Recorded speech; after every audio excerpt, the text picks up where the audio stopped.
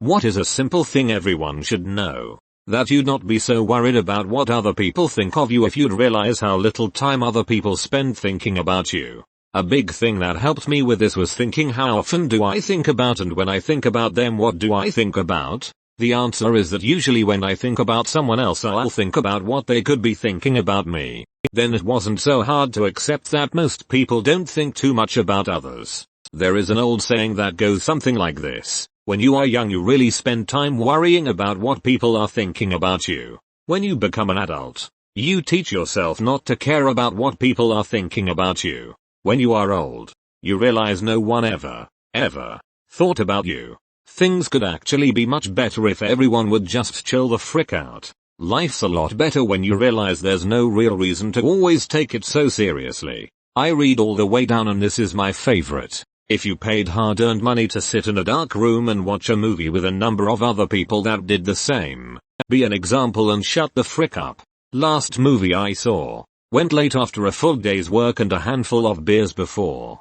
Slept through the whole thing. That's how you be an example. Like. But if you laugh or scream or ooh or with the action on the screen, that is also part of the experience to share in the emotional roller coaster with strangers. When I need to remember something and I don't have a pen and paper handy, I put some item in a place where it doesn't belong. For example, say at night before sleepy time I need to remember to do X tomorrow. I throw a box of tissue on the floor in the middle of the room. Next morning I see the tissue box and wonder what the hell? Then I remember, oh yeah, gotta do X. I do this too. Now my floor is covered with tissue boxes and I don't remember why. Adding on to say, if you need to remember to take something with you when you leave your house, put it with the things you regularly take, like your wallet or keys. Never stop dating your wife husband. I agree with this guy. Don't stop dating his wife or husband. A simple rule to live by. Try to make your so's life better every day in some way. It need not be a big thing at all. Indeed, it is a million little things. Very easy to do. Makes a huge difference. It kinda becomes fun too and makes you feel good. Win-win. Never try to put out a grease fire with water. Grease floats on water. That just spreads the fire. A fire extinguisher is good. If you don't have an extinguisher, then throw baking soda on the grease fire. Baking soda is inexpensive and has a lot of other uses. Baking. Cleaning. It's always worthwhile to have a box of baking soda. And not flour. A friend did this once. Salt works as well. And I feel like many people are more likely to have salt handy. How to say no. Number. I wish I could give you more upvotes. This is important. Some people close to me have a terrible time saying no, and it's hard to watch them get used by others. I used to be similar and finally started standing up for myself. This was a difficult process but restored my life to my control. I still try to be helpful, friendly, and cooperative, especially to my friends, but no longer to my own detriment. All thanks to no. If you have an argument with your significant other, be sure to attack the problem, not each other. This applies not only to your so but to every single person you argue with. Wait, so are you saying me and my wife should attack our kids? Don't mix ammonia and bleach. Don't mix vinegar and bleach either. Don't mix ammonia. Don't mix bleach. Some people in the world will frick you up for no reason at all. This is just the way it is. But we also need to recognize that not everyone is a predator. Once I realized this, I was able to heal so much from past traumas. Some people are just shoot. You only need a pea-sized amount of toothpaste when you brush. Stop wasting yo tubes. I use a big glob like they show in the commercials. That way I only need to brush my teeth once a week instead of every day. And so help me Katie, if you don't start squeezing from the end of the tube, I'm gonna squeeze you from the opening. Basic cooking skills. It will save you a ton of money, and when you get good at it, you like it better than most cheap restaurants. I agree with you, I killed all of them. Think everyone should know cooking. And not just the men, but the women. And the children too. If you have the right of way, it is your legal obligation to take it. If you don't follow the rules of the road, you'll eventually cause an accident.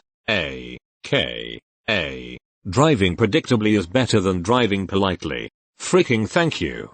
Don't stop at a stop sign. Wait for me to roll up a few seconds later, and then wave me through. That's not being polite. That's being an unpredictable traffic obstruction. Don't do it. When you merge, you need to be going the same speed as traffic. When you get into the acceleration lane, you accelerate. Find a gap, match speed with it, signal, and ease over. If you slow down or brake in the merge lane, you are an asshole. And you're fricking everyone's shoot up.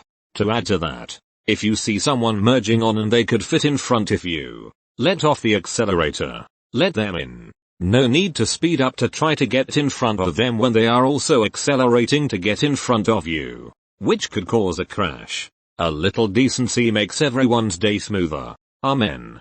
Got stuck under an overpass for 5 minutes in morning rush hour traffic because the Ashat in front of me hit his brakes, missing his gap, and then shooting right into what would have been mine. Finally, a kind soul saw me stuck under the overpass, and slowed down enough for me to get back on the freeway. Also, for the love of God, use your signals. When I used to have motorcycle, I finally got to where I could usually anticipate lane changes by watching people's heads. Cause you sure can't rely on them signaling. NC drivers are the worst for this. If someone's answer is no followed by an excuse, especially one containing a problem, the answer is no and the excuse is an attempt to spare your feelings. Offering solutions to the problem or minimizing it is not going to score you any points. I learned that one the hard way. I was the one who gave excuses, and people kept trying to solve them, usually to sell me something. Just say no. Yeah, this. I often want to say no flat out, but find myself making an excuse to soften the blow. I actually found a good solution to this. If you're the excuse giver in the scenario, it makes it seem like the problem is me, my feelings and the time, rather than them or what they asked. It also gives them nothing much to solve with suggestions. Sometimes. But then you just repeat. It doesn't ever go beyond one repetition in my experience. Hope this can be useful to fellow excuse givers who don't like lending out their possessions or attending things that bore them. Try turning it off and on first. To expand on this, if you want to sound a little fancier when describing this to someone, call it power cycling. I did that 3 times, but it only works when I'm frustrated and someone else walks in and tells me to just turn it off and on. If I have both earbuds in, I don't want you to talk to me. Also, if I have both earbuds in, I can't hear what you're saying. So yelling at me 5 times, then getting mad because you had to yell at me, especially after I told you 100-ish times that I can't hear you with my earbuds on, is a you problem. It's okay to cut toxic people out of your life, even if they're family, especially if they're family.